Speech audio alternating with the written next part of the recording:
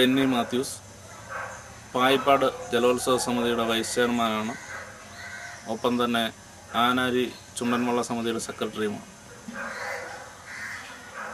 Boat race Kerala എന്ന ഗ്രൂപ്പിൻ്റെ 1ാമത് വാർഷികം ആഘോഷിക്കുന്ന ഈ സുദിനത്തിൽ ബോട്ട് റേസ് കേരളയിൽ അംഗങ്ങളായിട്ടുള്ള എല്ലാ പ്രിയപ്പെട്ടവർക്കും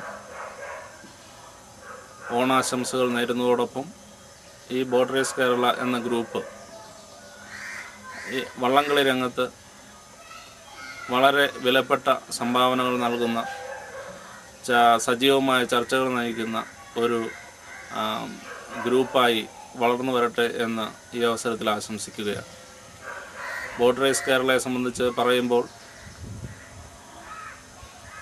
വളരെ പ്രയോജനകരമായ പുതിയ തലമുറയ്ക്ക് വള്ളംകളിയുടെ പ്രാധാന്യം എന്താണ്, വള്ളംകളിയുടെ ചരിത്രപരമായ പശ്ചാത്തലങ്ങൾ എന്തൊക്കെയാണ്, വള്ളംകളിയുടെ സാംസ്കാരിക പൈതൃകത്തെക്കുറിച്ച് ഒക്കെ പുതിയ തലമുറയ്ക്ക് ഒരുപാട് അറിവുകൾ നേടിത്തരുന്ന ഒരു മഹത്തായ പ്രവൃത്തിയാണ് ഈ ബോട്ട് റേസ് കേരള എന്ന ഗ്രൂപ്പ് ഇപ്പോൾ ചെയ്തുകൊണ്ടിരിക്കുന്നത്.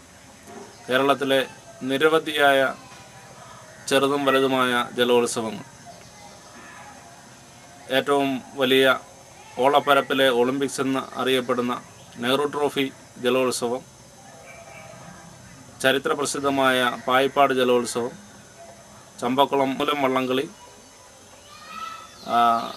തുടങ്ങി ഇപ്പോൾ ഏറ്റവും അടുത്ത് നടക്കാൻ പോകുന്ന കല്ലട ജലോത്സവം വരെയുള്ള എല്ലാ ജലോത്സവങ്ങളെക്കുറിച്ചും സജീവമായി ചർച്ച ചെയ്യുകയും ഈ ജലോത്സവങ്ങളുടെ ദൈനംദിനമായിട്ടുള്ള വിവരങ്ങൾ, പങ്കെടുക്കുന്ന വള്ളങ്ങളെക്കുറിച്ച്, അതിൽ തുഴയുന്ന ടീമുകളെക്കുറിച്ചുള്ള വിശദമായ വിവരങ്ങൾ എല്ലാം തന്നെ അപ്പോൾ ഇൻ്റർനെറ്റിൽ വിവരങ്ങൾ ലഭ്യമാക്കുകയും ഈ വള്ളംകളി പ്രേമികൾക്ക് അനുനിമിഷം വള്ളംകളിയുടെ ഓരോ ചലനങ്ങളും മനസ്സിലാക്കുവാൻ കഴിയുന്ന രീതിയിൽ പ്രവർത്തിക്കുന്ന ഈ ബോട്ട് റേസ് കേരളയെ ആത്മാർത്ഥമായിട്ട് അഭിനന്ദിക്കുകയാണ്.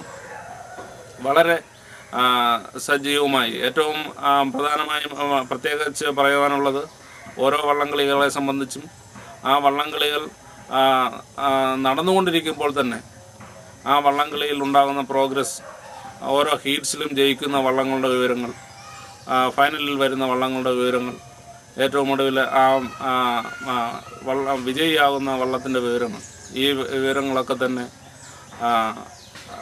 ഉടൻ തന്നെ നമ്മുടെ ഇൻ്റർനെറ്റിലേക്ക് അപ്ലോഡ് ചെയ്യുകയും വിശദമായി നമ്മുടെ ഭാവി തലമുറയ്ക്കും വള്ളംകളി പ്രേമികൾക്കും പ്രയോജനപ്പെടത്തക്ക രീതിയിൽ ഈ കാര്യങ്ങളൊക്കെ തന്നെ ചെയ്തു വരുന്ന ഈ ബോട്ട് റേസ് കേരള നിരവധി വള്ളംകളിയുമായി ബന്ധപ്പെട്ട നിരവധി വിഷയങ്ങൾ ചർച്ചയ്ക്ക് വിധേയമാക്കുന്നു എന്നുള്ള പ്രത്യേകത കൂടി ഇതിനുണ്ട്. കുറിച്ചുള്ള വിവരങ്ങൾ നൽകുന്നതോടൊപ്പം തന്നെ എൻ്റെ വ്യക്തിപരമായ ഒരു നിർദ്ദേശമായി തന്നെ അത് ബോട്ട് റേസ് കേരളയോട് ഉള്ള ഒരു അഭ്യർത്ഥനയായി ഞാൻ ഈ അവസരത്തിൽ സമർപ്പിക്കുകയാണ്.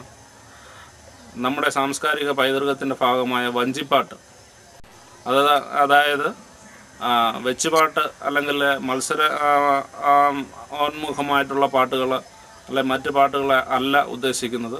നദോന്നത വൃത്തത്തിലുള്ള വഞ്ചിപ്പാട്ട് നമ്മുടെ ഭാവി തലമുറയ്ക്ക് പരിചയപ്പെടുത്തുവാനുള്ള ഒരു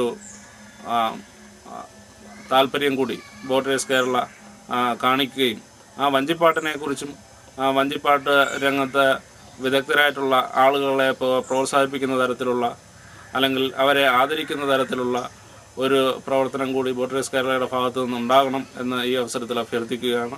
അതോടൊപ്പം തന്നെ വള്ളംകളി രംഗത്ത് ഇപ്പോൾ സജീവമായ ചർച്ചയ്ക്ക് വച്ചിരിക്കുന്ന നിലവിൽ കരക്കാർക്ക് സാമ്പത്തിക ബുദ്ധിമുട്ട് കാരണം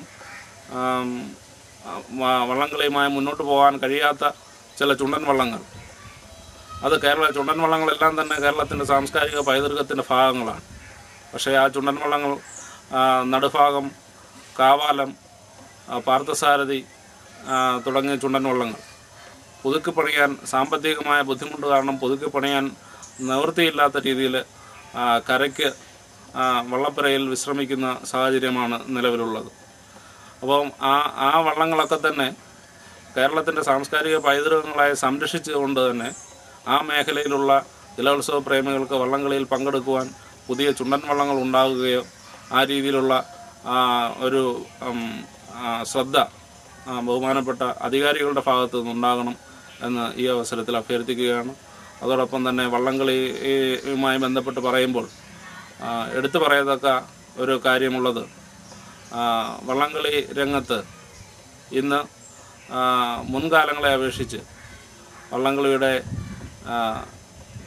വള്ളംകളി സാമ്പത്തിക അധിഷ്ഠിതമായി മാറിപ്പോകുന്നു എന്നുള്ള ഒരു വ്യക്തിപരമായൊരു പരാതി എനിക്ക് അക്കാര്യത്തിലുണ്ട്.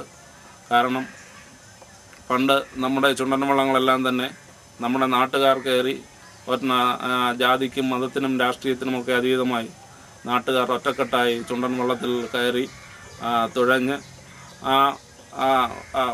വാശിയോടുകൂടി മത്സരിക്കുന്ന ഒരു സാഹചര്യം ഉണ്ടായിരുന്നിടത്ത് ഇന്ന് 1000 രൂപ, 500 രൂപ മുതൽ 1000 രൂപ വരെ കൂലി കൊടുത്തെങ്കിൽ മാത്രമേ വള്ളത്തിൽ തുഴയാൻ ആൾക്കാർ എത്തുകയുള്ളൂ എന്നുള്ള സ്ഥിതിയിലേക്ക് എത്തി നിൽക്കുന്ന ഒരു സാഹചര്യം.